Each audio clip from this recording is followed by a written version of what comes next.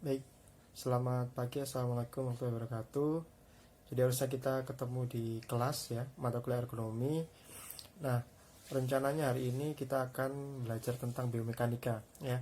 Setelah kita kemarin belajar antropometri, hari ini harusnya kita belajar biomekanika. Jadi kalau teman-teman pernah belajar mekanika teknik ya, jadi gaya yang timbul pada suatu benda. Jadi kita ingin mencari kesetimbangan benda. Jadi kalau misalkan ada aksi pada sebuah benda, maka benda itu agar tetap stabil maka harus ada reaksi gitu. Nah, sama dengan mekanika teknik, biomekanika ini sama juga, cuma dia objeknya adalah tubuh ya. Jadi tubuh kita itu sudah didesain untuk posturnya itu normal. Jadi dikatakan posisi normal itu kalau mengikuti gaya gravitasi. Jadi misalkan kaki ya dia tegak, kemudian leher itu tegak, tidak mendongak, tidak nunduk, tidak bending ya. Kemudian tangan juga begitu, tegak ke bawah, ikut gaya gravitasi. Nah, namun oleh karena pekerjaan yang memang dituntut untuk menyalahi gaya gravitasi tersebut, jadi misalkan suatu pekerja itu diminta untuk mengangkat benda gitu ya, misalkan mengangkat benda ini. Nah, harusnya kan tangan itu lurus ke bawah. Nah, karena dia harus mengangkat benda ini, maka agar benda ini tetap tidak jatuh ya, posisi seperti ini, maka forearm ya, ini forearm atau lengan bagian bawah atau biasa disebut lengan bagian depan itu harus mengangkat ya, karena ini menahan agar bendanya tidak jatuh ke bawah. Nah, beratnya benda ya itu akan bergantung pada sudutnya gitu ya. Jadi misalkan sudutnya itu semakin besar, di bawah kemudian di atas, ini 45 derajat, atau misalkan ini 90 derajat ya, membentuk sudut 90 derajat. Kalau misalkan ini ke atas, maka reaksi yang dibutuhkan oleh otot bisep ini kerjanya akan lebih berat gitu ya. Nah, maka posisi-posisi yang seperti itu akan lebih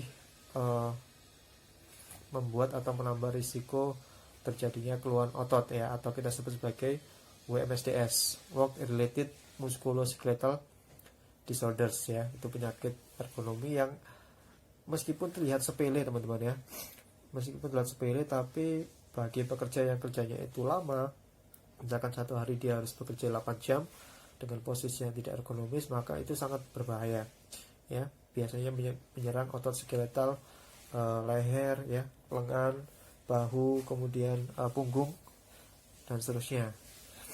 Oke. Nah, di ergonomi ini kali ini ya, mata kuliah ini kita nanti akan ada dua versi ya. Versi video nanti akan saya upload di YouTube. Nanti Anda bisa dengarkan penjelasan saya. Kemudian nanti misalkan ada yang kesulitan ya, mungkin jaringan di rumahnya kurang bagus, nanti saya tetap upload untuk versi yang PPT-nya. Jadi Anda bisa baca PPT-nya di situ. Oke, baik. Jadi salah satu aplikasi dari biomekanika adalah pada saat kita melakukan aktivitas manual handling atau pengangkatan benda secara manual, atau biasa juga disebut sebagai manual lifting ya, mengangkat manual. Nah, coba perhatikan teman-teman. Di sini ada dua posisi. Posisi pertama adalah posisi membungkuk ya. Yang kedua adalah posisi jongkok. Nah, mana posisi yang lebih ergonomis? Tentunya yang kanan ya, yang kanan, yang jongkok. Jadi kalau yang pertama ini tidak ergonomis karena perhatikan di sini pada saat mengangkat itu bebannya adalah pada tulang punggung ya, tulang punggung di sini. Nah, tulang punggung itu tidak seperti kaki maupun lengan ya, yang mempunyai otot skeletal atau otot besar, otot gerak ya, otot besar dan cenderung lebih kuat. Karena dia tidak mempunyai otot besar, maka tumpuannya itu langsung pada tulang belakang. Nah, ini sangat berbahaya. Nah, yang benar adalah kita harus jongkok dulu. Kita memanfaatkan kekuatan kaki ya. Jadi di sini tumpuannya adalah pada kaki begitu. Nah, ada gambar lagi di sini. Yang A ini adalah mengangkat barang ya, seperti roll karpet seperti itu atau kertas ini. Tidak menggunakan alat, meskipun di sini sudah ada di protektor ya, pelindung lutut untuk menyangga lutut. Namun ini kurang ekonomis karena dia tetap ada tumpuan di sini. Nah, sedangkan yang ekonomis adalah menggunakan cat di sini ya, kayak gerobak gitu ya. Nah, dia menarik. Jadi salah satu tips ya, bekerja secara ergonomis itu adalah merubah pekerjaan mengangkat ya menjadi menyeret ya, menyeret atau mendorong, itu jauh lebih ergonomis. Oke, kita lanjutkan. Nah, kalau misalkan pekerjaan itu beresiko ya, tidak normal posisinya, kemudian mengangkat barang secara berlebihan, posturnya juga tidak bagus, maka risikonya adalah WMSDS. Nah, ini adalah PAK atau penyakit akibat kerja yang disebabkan oleh faktor ekonomi ya, atau posisi yang tidak ergonomis ya. Nah, WMSDS ini sangat berbahaya. Terlihat sepele memang karena tidak menyebabkan kecelakaan, karena dia adalah kesehatan, penyakit gitu ya, dan tidak langsung seketika itu juga terasa karena jangka waktunya lama. Biasa disebut sebagai cumulative trauma disorders. Ini nama lainnya ada repetitive strain injuries atau overuse injuries ya. Nah, yang diserang adalah bagian ini, leher, kemudian lutut ya, lutut, kemudian bahu, ini tadi siku ya, siku, lutut, pergelangan kaki, tulang punggung, dan seterusnya ya. Jadi ini sangat berbahaya. Nah, apa saja pekerjaan yang beresiko terjadi WMSDS nanti kita akan bahas. Nah, bagian-bagiannya ini semuanya ada semua, menyerang otot, tendon, ligamen, joint ya, atau pergelangan, pembuluh darah maupun nervous. Nah, berikut adalah tipe-tipe pekerjaan yang mempunyai risiko terjadinya WMSDS. Pertama adalah heavy, frequent, or awkward lifting. Jadi pengangkatan secara manual dengan beban yang berat ya, heavy, berat, frequent, berulang, atau awkward. Awkward itu berarti posisinya tidak normal. Ya, dikatakan normal itu kalau apa? Normal artinya tadi ya, sesuai dengan kaidah ilmiah ya. Dia sesuai gravitasi. Awkward itu berarti misalkan tangannya harus ke atas, punggungnya harus bungkuk, kakinya harus jinjit ya, dan seterusnya. Itu awkward. Jadi yang pertama adalah itu pengangkatan secara manual, berat, berulang kali, sama posisinya awkward atau tidak normal. Nah, kemudian ada posisi atau pekerjaan yang pushing. Pushing itu mendorong, pulling, menarik ya, atau membawa beban ya, seperti ada di foto tadi.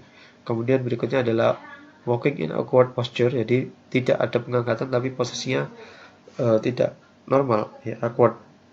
Contohnya misalkan pengelasan overhead, dia tangannya harus ke atas, membetulkan AC di atas posisinya, lampu di atas, dan seterusnya. Nah, terakhir adalah hand intensive work ya. Hand intensive work itu berarti pemanfaatan tangan ya atau jari-jari secara berlebihan, misalkan pekerjaan melindung rokok ya, kemudian pengguntingan, dan seterusnya. Pengetikan juga termasuk. Oke. Jadi 4 itu adalah tipe-tipe pekerjaan yang mempunyai risiko tinggi. Nah, faktornya tentunya adalah durasi, kemudian frekuensi, intensity, sama kombinasi. Jadi dikatakan durasi itu maksudnya adalah semakin lama pekerjaannya itu dilakukan, jadi misalkan dia sudah tidak normal posisinya, awkward, durasinya kalau lama maka resikonya juga akan bertambah gitu ya. Nah, frekuensi berarti seberapa sering juga mempengaruhi semakin besar resikonya. Begitu juga dengan intensitas, dan yang lebih parah adalah kombinasi. Jadi sudah durasinya lama, frekuensinya sering, intensitasnya juga padat gitu ya. Nah, maka kombinasinya menjadi sangat berisiko ya. Oke, kita lanjutkan, nanti ini bisa dibaca sendiri. Nah, ini contoh-contoh ini ya, pekerjaan yang heavy lifting ya, mengangkat benda secara berat, bebannya berat. Ini juga ya, banyak pekerjaan yang seperti ini. Meskipun ini sudah dikasih ini ya, troli ya, tapi tetap dari posisi awal ke troli, kemudian dari troli ke rak, itu tetap juga mengangkat secara manual, jadi resikonya juga tetap tinggi. Nah, begitu juga ini, dia harus mengangkat dengan posisi yang awkward ya, tangannya harus di bawah, punggungnya harus bungkuk, dan sebagainya. Ini posisi mengangkat secara awkward. Nah, rekomendasinya itu seperti sudah kita bahas tadi ya, gunakan chart ya, kayak gerobak gitu. Kemudian ada hand truck, hoist, conveyor, dan mekanis lainnya. Intinya adalah mengurangi pengangkatan. Kalau bisa itu diseret ya, didorong ya, atau digeser ya. Intinya pengangkatan itu harus diminimalisir. Oke. Nah, ini contohnya ya, contoh perbaikannya. Yang semula manual seperti ini dirubah menjadi ini, bisa tidak turunkan ya, mekanis bisa tidak turunkan ya, ya bisa dinaik turunkan, jadi dia tidak perlu ke bawah. Oke, ini juga sama, alat mekanis.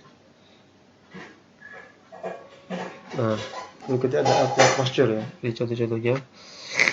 Ini tadi posisi normal, kalau berdiri ya seperti ini normal, ini duduk seperti ini tegak semuanya, maka ini normalan. Kalau dia harus ada sudut, baik itu tangan, kaki, leher maupun punggung ya, maka itu namanya abnormal. Nah, ini contoh awkward posture ya, terlalu rendah ya, maka dia harus jongkok seperti ini. Terlalu tinggi, maka tangannya harus ke atas, lehernya harus dongak. Kemudian too far away, jadi karena jangkau terlalu jauh, maka dia harus menjangkau area bungkuk, tangannya juga ke depan. Nah, maka ini juga awkward juga ya. Ini ada beberapa contoh posisi awkward yang harus dihindari. Nah, bending, kneeling itu berarti lututnya nempel tanah ya.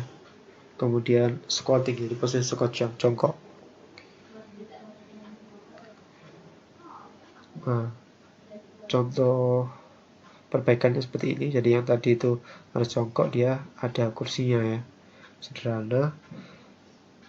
Nah, ini posisinya jangkau ini terlalu bungkuk ya, maka rekomendasinya adalah bisa diberikan tatakan yang miring ya, jadi sehingga dia tidak perlu jongkok. Nah, dikasih meja ini ya, agar dia tidak bungkuk, maka dikasih semacam meja yang lebih tinggi sehingga dia tidak perlu jongkok.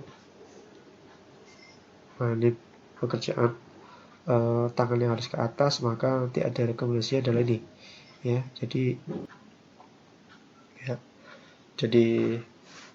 dipanjangkan seperti ini alatnya sehingga dia tidak perlu tangannya ke atas. Oke, kita lanjutkan.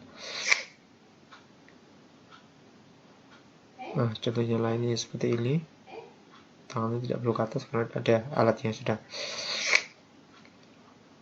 Nah, untuk pekerjaan menjangkau seperti ini ya, membentuk sudut yang lumayan ya, sehingga punggungnya berisiko, maka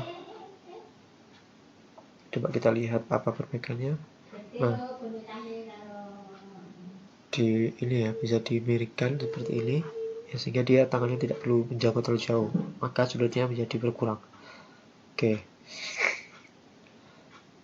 Hand intensive work ya, yang terakhir repetitive motion. Jadi misalkan seperti ini pekerjaan di conveyor, ini sorting buah ya, waktunya cepat ya, karena mengikuti ritme pergerakan apel di conveyor ya. Nah, itu cukup cepat tangannya. Kemudian ada gripping ya. Gripping sama pinching. Gripping itu menggenggam, pinching itu kayak posisi mencubit ya. Nah, ini kalau misalkan dilakukan secara berulang-ulang maka resikonya juga tinggi. Kemudian pekerjaan bend wrist, jadi menekuk ya, pergelangannya ditekuk. Nah, itu juga termasuk hand intensive work. Ini repetisi, rekomendasinya adalah menggunakan alat ya. Berdasarkan penelitian ternyata posisi menggenggam itu lebih ergonomis ya, jadi dia lebih kuat 5 kali ya dibandingkan dengan posisi ini. Pinching itu seperti ini posisinya, kayak mencubit gitu ya. Nah, itu lebih lemah ya tangan kita kalau pakai posisi itu. Ini contoh gripping. Nah, contoh pinching ya seperti ini. Nah, ini contoh lagi alat ya. Ini karena berat maka dikasih balancer di sini, alat balancer, sehingga dia tidak perlu menahan ini. Ini contoh-contoh lain, alat-alat mekanis ya. Ini pinching ya ini ya.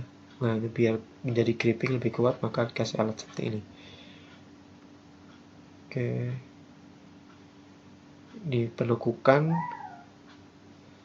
tangannya ditekuk maka diubah menjadi alat yang seperti ini ya, biar tidak menekuk tangannya. Oke. Nah, ini maksudnya adalah kalau misalkan pekerjaan repetitif saja tentunya akan lebih berbahaya, lebih beresiko. Kalau misalkan sudah repetisi, ada gripping sama pinching ya, apalagi kalau ditambahkan dengan bend wrist ya, pergelangan yang lekuk, maka resikonya akan semakin tinggi. Intensive keying ya, ngetik itu juga beresiko. Makanya kemarin kita sudah bahas bahwa ngetik itu harus posisi ergonomis ya. Oke, ini kita kemarin sudah bahas ya. Nah, ini bahayanya WMSDS ya, simptomnya, gejalanya. Paling ini ya, paling ringan, tidak nyaman, bengkak, nyeri. Nah, ada yang sampai change color, jadi warnanya berubah jadi putih biasanya. Dan kalau lebih parahnya lagi sampai hitam, sampai mati rasa, merasa terbakar, dan ini fleksibilitasnya berkurang. Oke, jadi berbahaya. Oke, intinya adalah ergonomi ya. Ergonomi itu bisa membantu pekerjaan agar lebih nyaman, lebih cepat, lebih efisien ya. Nah, kemudian sebaliknya ya, kalau ergonomi tidak dilakukan dengan baik maka WMSDS ya, dampaknya WMSDS tadi ya, ada beberapa faktor pekerjaan tadi. Nah, WMSDS bisa dicegah ya, caranya adalah tentunya dengan menerapkan ergonomi ya. Nah, kalau misalkan sudah ada terjadi WMSDS maka harus dilaporkan. Oke, itu materi biomekanika. Singkat saja, nanti secara lengkap Anda bisa baca sendiri di slide ini lebih lengkapnya. Nah, untuk pertemuan berikutnya ya, ada tugas terkait dengan biomekanika ini. Kita akan ya. Jadi nanti silakan ini sebentar.